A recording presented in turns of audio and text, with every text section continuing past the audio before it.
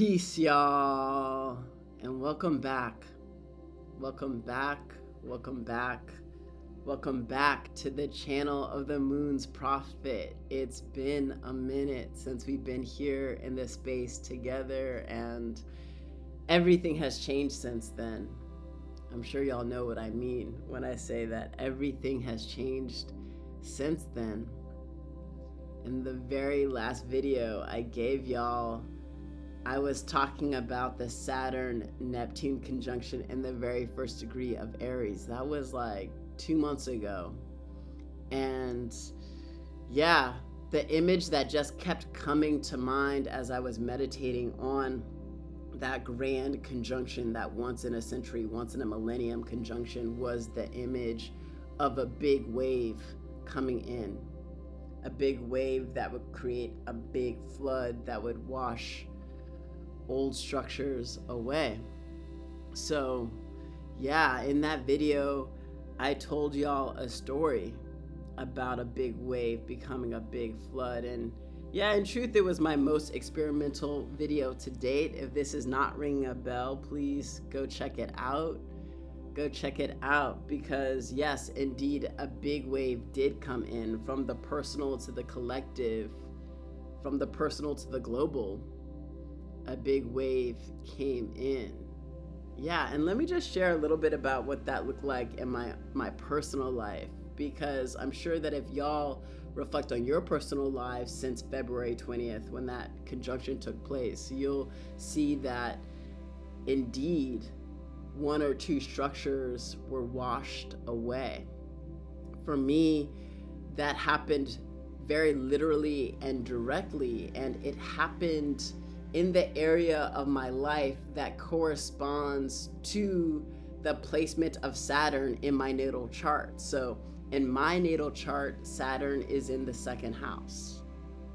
Okay, so the second house is an archetypal field that maps everything that belongs to me. So that includes everything from my house to my car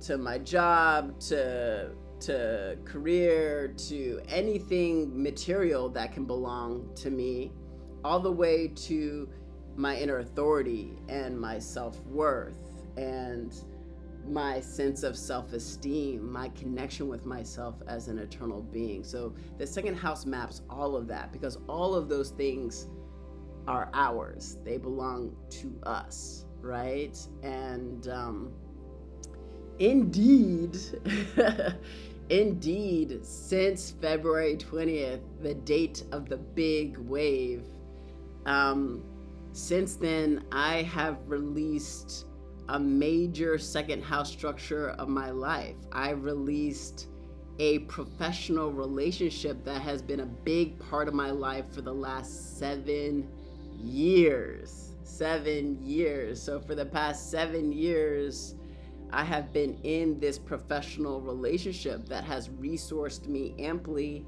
that has, been part of the foundation of me being fully location independent and what have you, that has, been a major pillar of the abundance of my life. And yep, under the full moon in Virgo a little over a month ago, I communicated to them, to the folks behind this professional relationship, that I would be transitioning out, that it was just time, that I love them and I'm grateful for them, and it's just time for me to do new things. And indeed, under the full moon in Libra, I released that relationship for good. I closed the computer that I used specifically for that professional relationship for the last time. I closed that computer, and I will never open that computer again. It is over. It is done. I had a very sweet ceremony.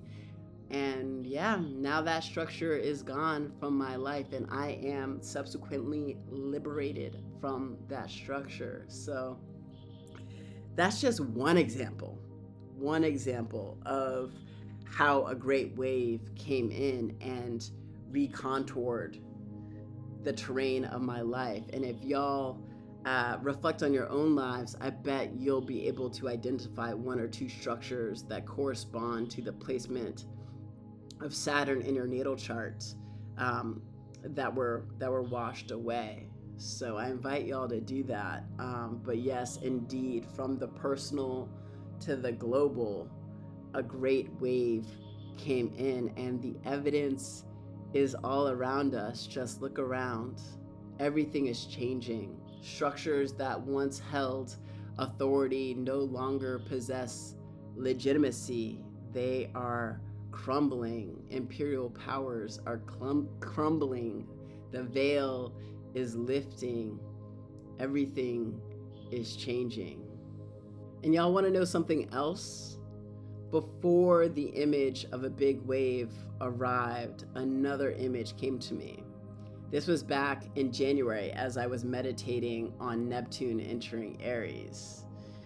And this was a very different image, though I guess also quite similar. It was an image of war. And to convey that one, I created a slide that I showed y'all in my video on Neptune entering Aries. If this isn't ringing a bell, check out that video. Here's the slide that I created for y'all to convey what I was seeing, a global war. What's more is that to my friends, family, close ones, I shared a much more specific prediction. As I was sitting deeply with the charts, I was receiving downloads about the exact timing of this global war. Check out these direct messages between me and my twin sister. Yep. So that's just to say that astrology is real. When we sit with the sky and meditation, we can receive shockingly specific predictions. It was on the night of February 27th at around 10 p.m. Pacific time that the first bombs were dropped in the Middle East. Everything is changing, and the sky shows us how. That major conjunction between Saturn and Neptune in the first degree of Aries on February 20th was a cosmic reset. It was a major paradigmatic threshold on the other side of which we are now in a previously unprecedented era. It arrived as a big wave to clear everything away, because before we can create new systems and new institutions, the old outdated ones have to be washed away. They have to be cleared away. They have to be released so that there is space for creation. Now look, if any of y'all have ever seen videos of a big wave or a tsunami, then you know that a wave is never just one wave. It's many waves. So the first one comes in, and then the second, and then the third. And the intervals between waves can seem random, but ultimately they're guided by physical dynamics. And oftentimes it's not even the first wave that is the biggest. It can be the second, or the third, or the fourth that really makes us feel the full magnitude of its force. February brought the first big wave. The first big wave came in February with this conjunction. And that's why after this conjunction, so many things became clear. I mean, all around the world, there has been conflict, and buildings and systems and markets are collapsing. Critical infrastructure to the flow of energy around our planet has been blown to bits, and amidst all this chaos, people are awakening to the simulation. And by the way, it would be so easy to fall asleep again. It would be so easy amidst all this chaos to fall into the sleep of fear, because fear is one of the oldest spells that there is, and real awakening is not possible if you are afraid, because fear keeps us in fight, flight, freeze, fawn, and that means it narrows down the world to just the threat in front of you. When the world narrows like that, you can't see the waves coming. You can't see anything beyond survival of the next few minutes. But the irony is that in order to survive and thrive, you have to have the bigger view in your sight. You have to be able to perceive the bigger picture. You have to be able to see that there are waves coming, many waves that are coming. And so I'm telling y'all, resist fear. Do not allow yourselves to become afraid amidst all this chaos. This chaos is ultimately a gift, helping us to awaken to the simulation, helping us to connect to what's real. So yeah, a big wave arrived in February and another one is on its way. We are in between waves right now. We are in between waves right now. And if you've ever seen videos of a big wave or a tsunami, then you know that in between the waves, the water drains out from the shore. Right before the tsunami comes, there are always a few people on the beach watching the water get drained out to sea. They're watching that water get pulled out to sea because they don't understand what's coming. So they're just standing there, scratching their heads, confused yet unconcerned ultimately, because they don't understand that when water gets pulled out to sea, it means that that water is going to come back in. That's just basic physics. That's just basic physics. What gets pulled out is going to be pushed back in, right? That's just basic physics. That's just basic universal law. So we are in a moment where the water is being pulled out to sea, and that means that another big wave is coming, and that big wave is coming in the next 2 to 3 weeks. That's what the charts are giving.